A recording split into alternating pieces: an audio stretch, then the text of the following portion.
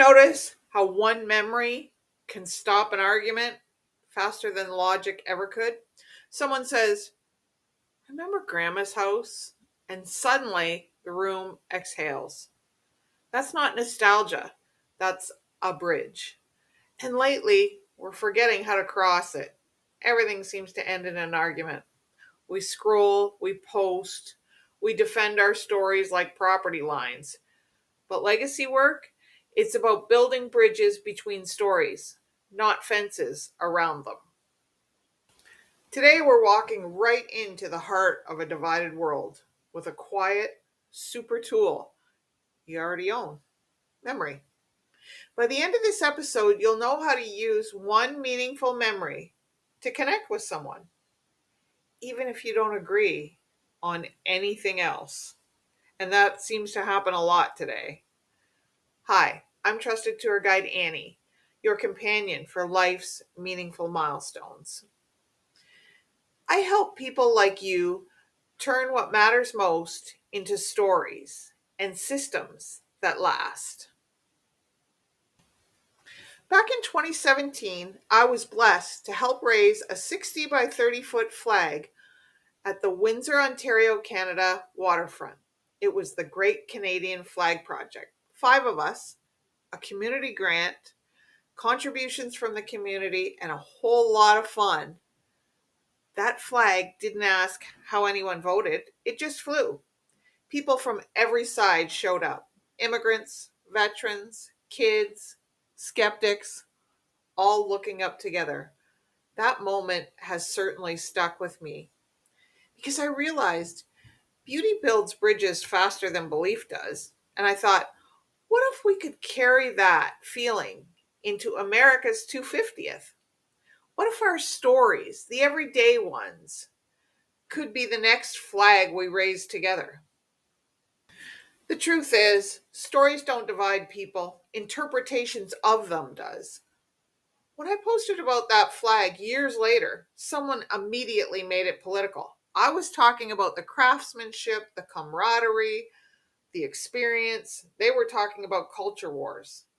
But here's what I learned in episode 24. Most people aren't attacking your story, they're defending their own, which we all want to do.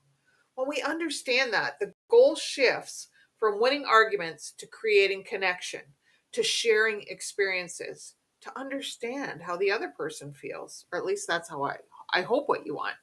If you know me, you know I can't resist a good project framework. So think of bridge building like a debrief meeting for humanity. What went right? What can we carry forward? What still needs some healing? Legacy isn't a memo we leave behind. It's a meeting we keep showing up to. So here's your challenge this week. Reach out to one person you know you disagree with, but share a memory instead of a viewpoint. A photo, a song, a story. No agenda, no gotcha. Just gratitude. Something that you enjoyed together. You'd be amazed how fast a shared moment can melt months of misunderstanding. And if you want a guide to capture that moment, download the free Legacy Snapshot workbook at join.trustedtourguideannie.com. It's free and it's a bridge builder in PDF form. It'll help you write your story. No strings attached. Download it, fill it in, enjoy it, save it, get another blank, and carry on. Save some stories. They mean so much to so many people.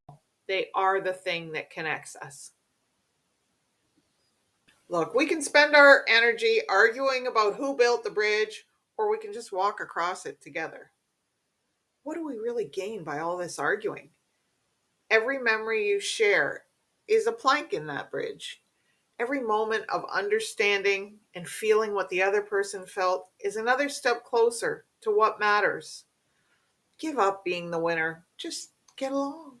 Share what the good stuff together. And next week, we're diving into how to make those shared memories last beyond us, digitally, meaningfully, and beautifully. I'm sure you've noticed You get together with your favorite friends, and what's one of your favorite activities besides some of the crazy stuff we do? But we reminisce. We share our common adventures. There's some people, and you know it, you get together with them, or you see your friends or other people get together and they tell the same story every year. But it is the connection, it is what we long for as human beings. So share some stories, forget about the arguments, reminisce, enjoy together. You often see, you grew up in Windsor or you grew up in Detroit or New York or Bangladesh or wherever by your shared community and shared memories. You often hear people talk about, each generation has theirs. My mom and dad, theirs was, I remember where I was when Kennedy was shot. Our generation tends to be, I remember where I was on 9/11. So that shared experience can really move us toward solving some of our differences. So I encourage you, share some pleasant memories, not negative ones, pleasant ones. They can even be common ones. And I look forward to seeing you next Wednesday. And in the meantime, keep walking towards what matters.